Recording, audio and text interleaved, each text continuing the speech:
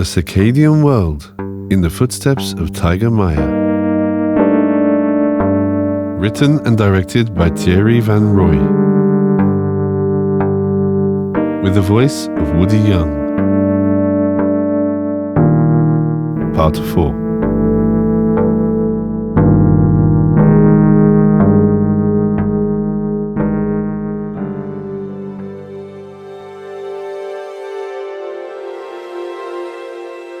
Over the months of their slow progress, the temperatures rise slowly, and a kind of dawn appears in the sky.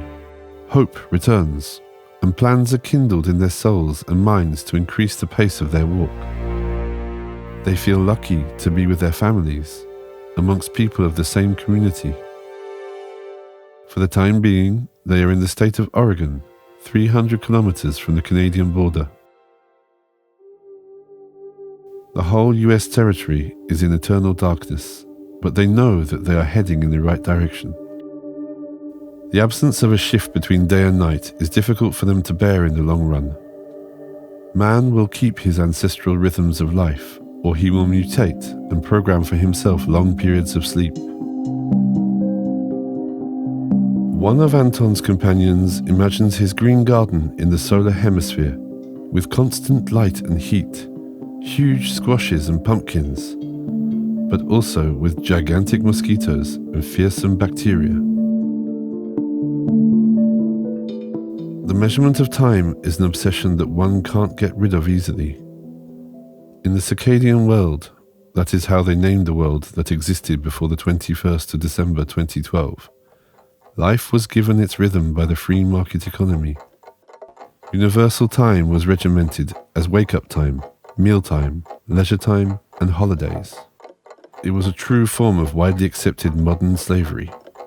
People surrendered the control of their time to the ruling system in exchange for trinkets and pointless gadgets.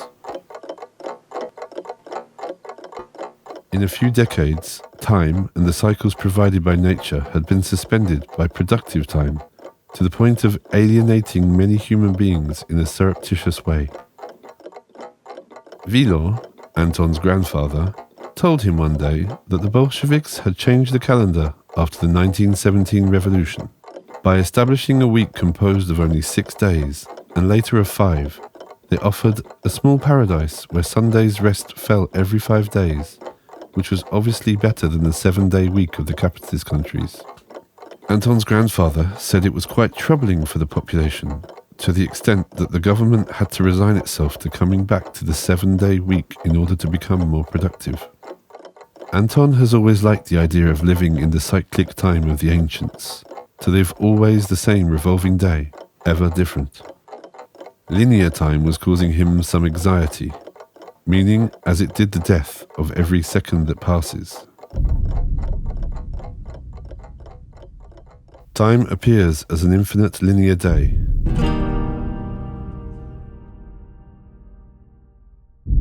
The collision occurred on a Friday, and this Friday, the day of Venus, will never end.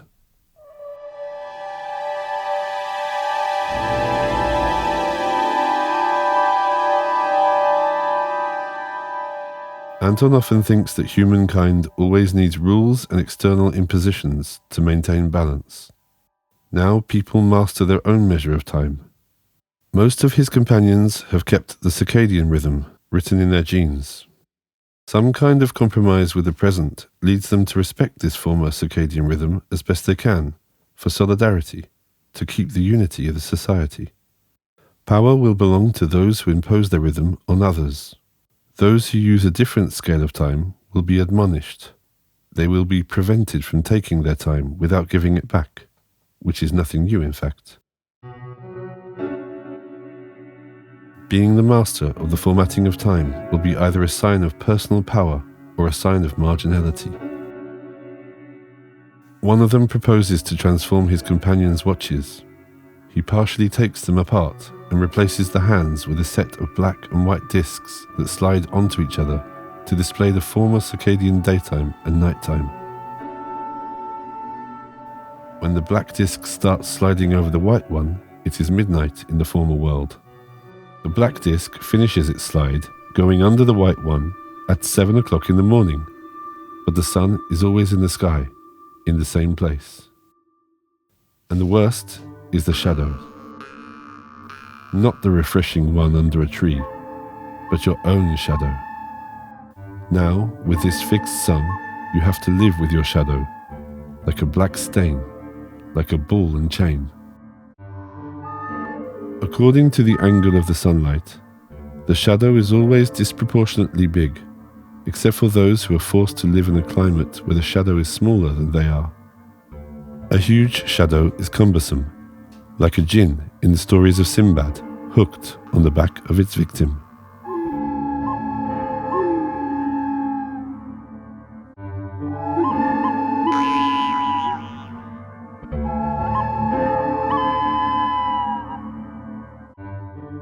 Bering-Or, year 2019, where two worlds on probation meet. Taiga Maya, Sem's daughter, was born during their march, which lasted for 7 years. It's a miracle that she's still alive. The other mothers were not lucky enough to give birth to such a sturdy child. However, life prevails. It seems that the Earth would like to get rid of this human race that once considered itself indispensable. For the Mayans, their arrival at the former Bering Strait was magical. Trees had already grown tall, and the sun was particularly pleasant under their foliage. The children very much enjoy finding shipwrecks, where various kinds of trees and plants grow. Those icebreakers or submarines that sank during former wars or expeditions now lie on their side like sleeping giants. They give a somewhat sinister air to the place, but offer the children a fantastic playground. The parents have taken the precaution of clearing scattered skeletons from the place. The soil there seems good, and they trust the signs that are given to them that this is the right place to establish a town. They choose a location towards the south on the slope of a hill.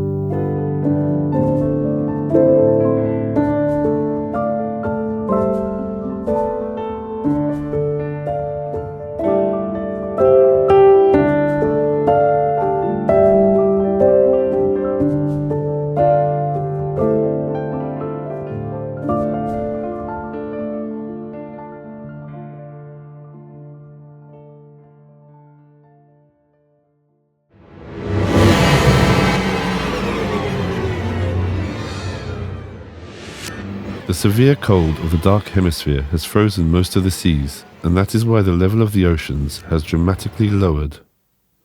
High seabeds emerge now because of an irreversible process. The intense evaporation of the oceans situated in the solar hemisphere creates pouring rain wherever the clouds find a temperature low enough for them to condense, namely in the equatorial zone. A large number of these clouds are pushed by high-altitude winds into the dark hemisphere, where they turn into snow. As this snow is never exposed to the sun, it does not melt or evaporate anymore. Instead, it accumulates to a height of over 300 feet. As this water does not return to the oceans, they are empty, and it is likely that there will never be water anymore in the solar hemisphere. In a few decades, all the water will be trapped in the dark hemisphere. The plants will die, and the people will have to try to survive in the equatorial zone, where, in compensation for the twilight darkness, they will still receive some rain. One day, however, all the water will be frozen and remain in the dark hemisphere. Each day brings its particular burden, thought Anton. 21,000 years ago, the level of the oceans dropped by almost 400 feet due to glaciation, and a land called Beringia emerged. Bushes and grass grew then, and this terrestrial bridge allowed the first humans to reach the American continent. Now the ocean has again drawn back, and Beringia is again covered with trees.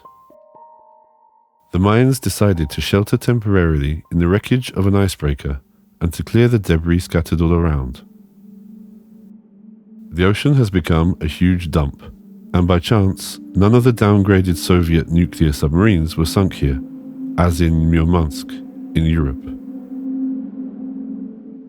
Anton often wondered why the Bering Strait had never been considered a more strategic place during the Cold War, as the distance between the United States and the USSR was only 62 miles there.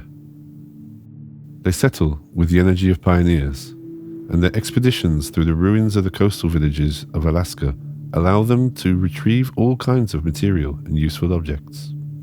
Unfortunately, they find no usable machines or parts, and because they no longer have horses, they have to turn over large plots of land with shovels in order to feed the community. The omnipresent incessant sun and the regular rain soon provide all kinds of fruits and vegetables of an extraordinary size. On the other hand, insects are a true plague, and the men have to keep fires of dry weeds and branches going to repel the mosquitoes and black flies. Before being ostracized and moving to Yakutia, Anton's family lived in Minsk, crowded into a single room on the 6th floor of a sinister tower. They shared a bathroom there and used one single sink for the occupants of an entire story. Promiscuity was rife. There were arguments in the shared kitchen. Terror was latent and pervasive, with NKVD or secret police vehicles showing up at night. Car doors slammed and all the inhabitants woke up with their ears cocked. The police always came to fetch someone. Where are they heading now? Maybe for Anton's family or the neighbors. In any case, it's someone who will probably never be seen again. The cars leave and the neighbors go to sleep again, but still with one ear cocked. In Minsk, the queues began to form in front of shops at 5 a.m., with shoppers holding their rationing tickets. Having to wait in queues was a big part of a Soviet citizen's day, a part of their life that gnawed at them. They always carried a big bag in their pocket, and when they came across a new stock of soaps, brooms, or whatever, they bought 4 dozen to exchange with friends later for oil or shoes. When Galina, Anton's mother, was sent to Brest-Litovsk for her first job, she was given priority accommodation. It certainly wasn't in an apartment or a room, for she was no senior member of the Communist Party. It was a bed in a room with 4 other beds, where her territory was limited to the perimeters of her mattress. She lived there for 4 years, until she met Nikita.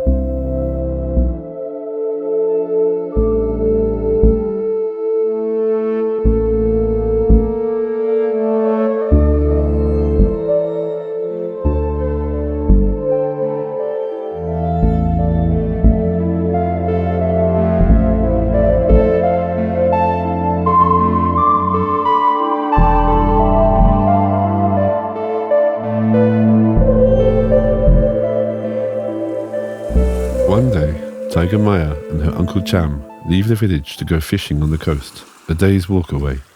They carry with them a fishing net, a rod, and some accessories found in the ruins of a shop for fishing items. Although he had sea legs, Cham had never fished in his life. He spends hours dragging a net along the beach to pick up a few miserable shrimps and squids. Taiga Maya is 10 years old. She plays with the waves and looks as if she's talking to them. She asks Cham for permission to climb the rocks a bit higher. Cham is not worried. Nothing seems dangerous here. Noticing that she has not returned at the time of going back, Cham explores the whole beach and the nearby rocks. The absence of Taiga Maya has now lasted a long time, and Cham is getting nervous. She couldn't have drowned. Cham would have seen her entering the water. The rocks are not steep, and Taiga Maya is never reckless. Cham runs to the village to get help, and everyone runs to the beach. If something bad has happened, her body would surface quite soon. They comb kilometers of beach, hectares of rocks and bushes, to no avail. Exhausted, they give up a few hours later. On their way back, they walk in silence. One can only hear the squeak of the shells and the crack of dry seaweed under their feet. Back in the village, they are surprised to see Taiga Maya running towards them, laughing. "Здравствуйте, здравствуйте," she happily sings, running around them. Sem is torn between a great anger and the happiness to have found his child. "But what are you saying? Where do these words come from?"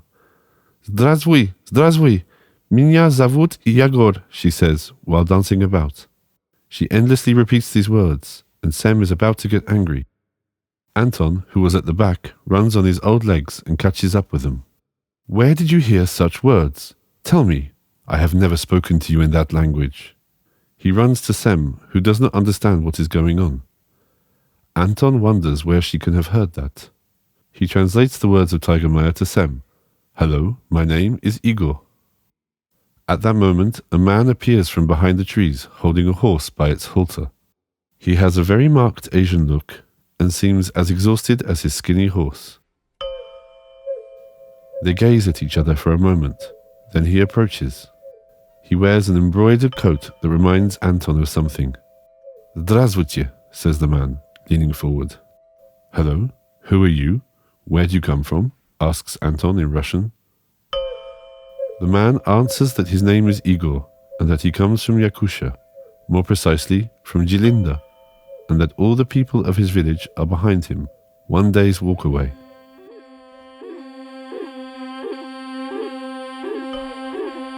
Anton is very happy to speak in his mother tongue.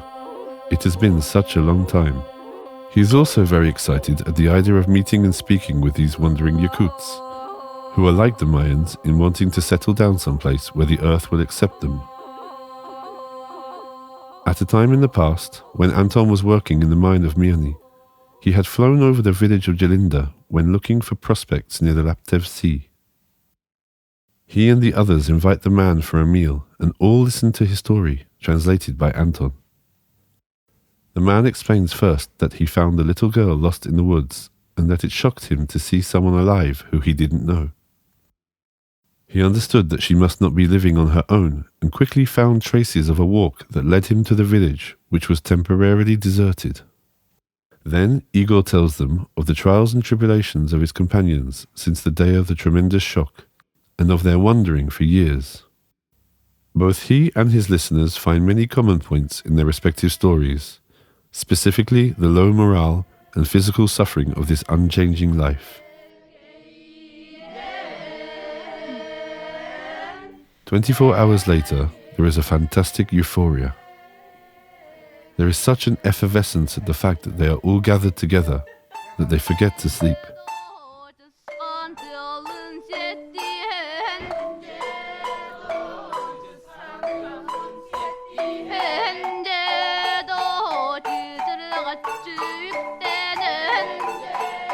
Anton is exhausted by translating for everyone. The children manage things much better. There is no need for a go-between to understand one another and to invent new games. The spirit between the two communities is fine, and they all seem happy to see new faces. After a short rest, they hold a council to learn if they agree to join forces. They all answer yes. They have to find a name for the future settlement. So it is the first step for some, and they create a ritual. They note the strange similarities in sound between Yakut and in Mexico, Yucatan, and that one of the main rivers in Yakutia is named the Maya River.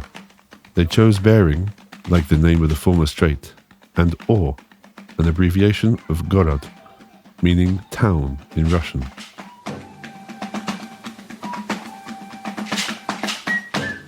The Yakuts and Mayans create, one after another, rituals that seem strangely similar. On that morning, they hear the weak, squeaking whine of a fox, seriously wounded in the side. The exhausted beast is brought back and examined. Until now, the only animals people had seen were rats. The traces of a bite on the fox's side lead them to believe that even bigger animals have survived. In this particular case, only a wolf could have attacked the fox in that way. Sem and Cham regret that their father had not thought about the animals when he organized the cenote as a refuge for the people of Zinikantan. Anton's response was that he had to choose between humans and animals. He admitted, with a smile, that he had hesitated in his choice. "We need to build a cage. We will put him in it to heal and protect him until he recovers," said little Taiga Maya. They hope that by feeding the fox well, he will get better. Then he will certainly find medicinal herbs to continue healing himself. Taiga Maya finds some planks next to the house, and Anton, on his old legs, proposes to fetch some nails in the common storeroom where they have stacked an unbelievable ragbag collection of things they have brought back from their scavenging in the derelict coastal villages. On the way back, old Anton meets Eleonora in front of her house, and she starts telling him some neighborhood gossip. While waiting for Anton, Taiga Maya strokes the afflicted fox, who is apparently resigned to remain with his humans who seem to want only good things for him. Anton is still at the other end of the path. Taiga Maya smiles when she sees her grandfather and Eleonora engrossed in lively conversation. Time passes, and forgetting his mission and the fox, Anton sits down in the shade at Eleonora's house and falls asleep in the chair while she is talking to him. Anton is over 70 years old, so naturally she doesn't take offense at this. He falls into such a deep sleep that when Taiga Maya joins them to see what's going on, she wonders if he has not fallen asleep forever.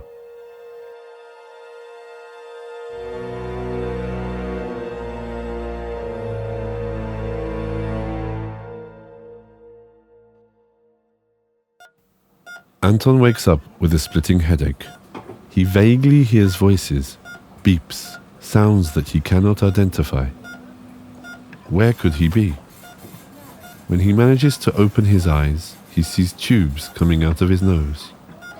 Next to him, a woman dressed in white is observing him. "Sir," she says, in a querying way, as one does when trying to wake up a person who has fainted. "Good, you are awake now." Then she disappears for a few moments and comes back with the chief surgeon, who regards him seriously.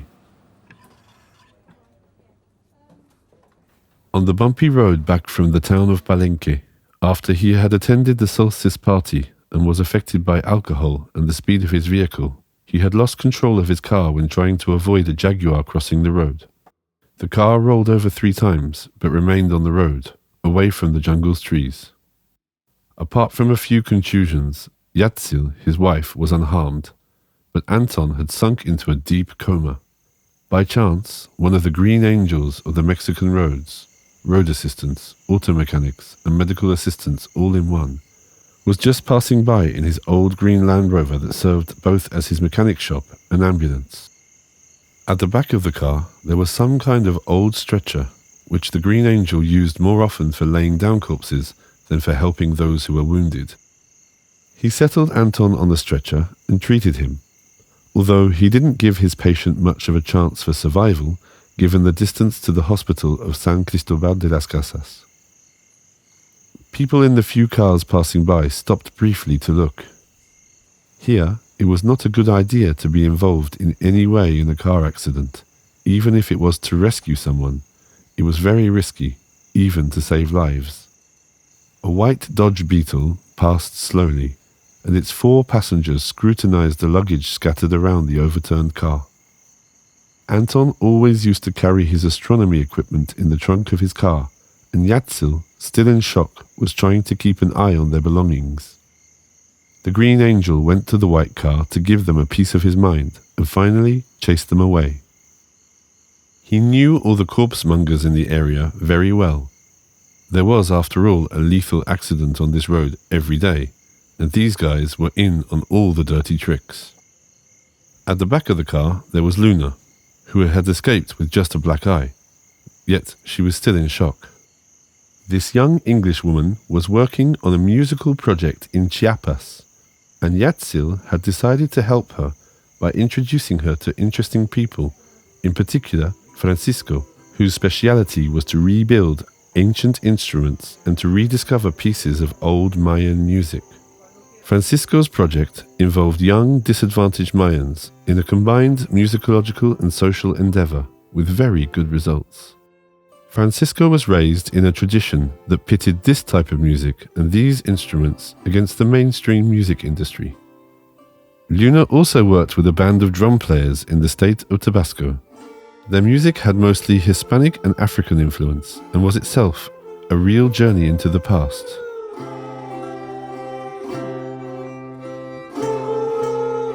For now, Luna was back in Zinakantan with Anton and Yatsil.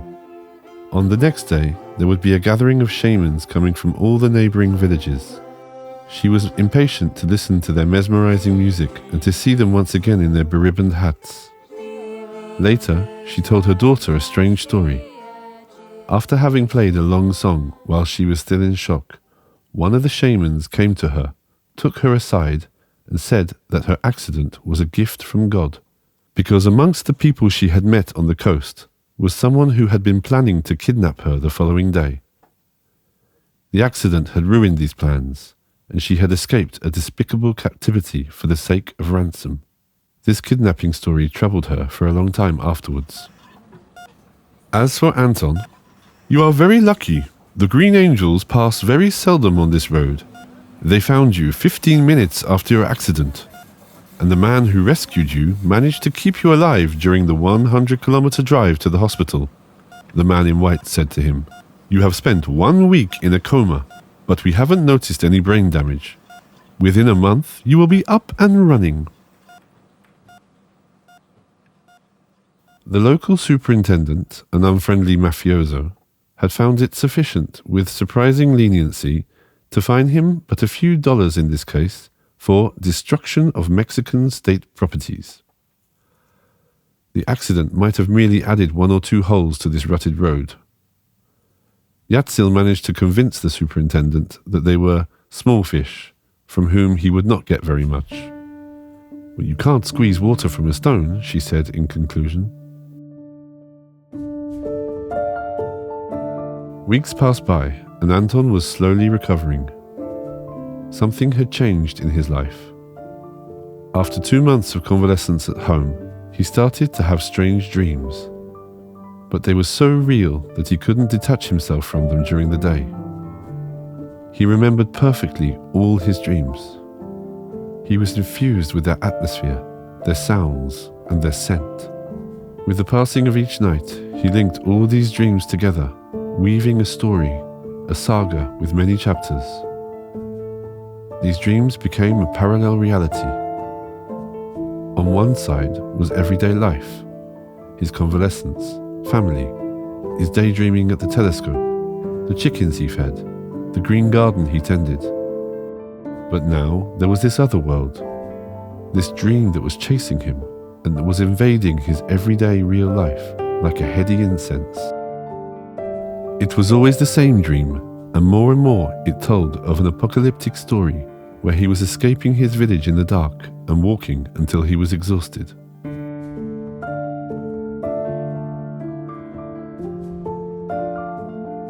Anton was not the same person anymore. The things he used to like did not interest him anymore, though he was not depressed in any way. He just felt himself elsewhere. It was now just a question of waiting, and he felt destiny rolling the dice once more.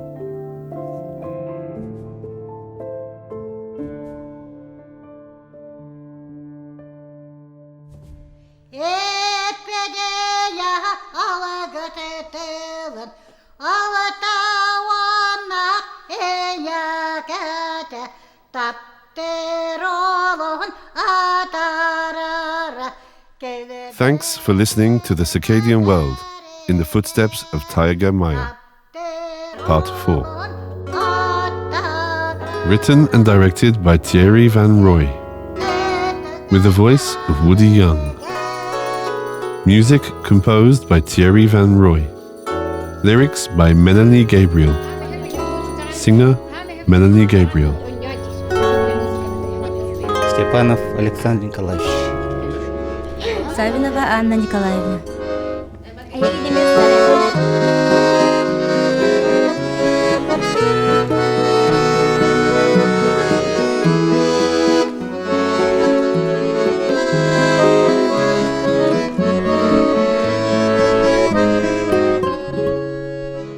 There, when you take your first breath of air, in their tiny fingers running through your hair, there in its purest one smile only, then you're theirs in devotion, losing seeing yourself in just one step, looking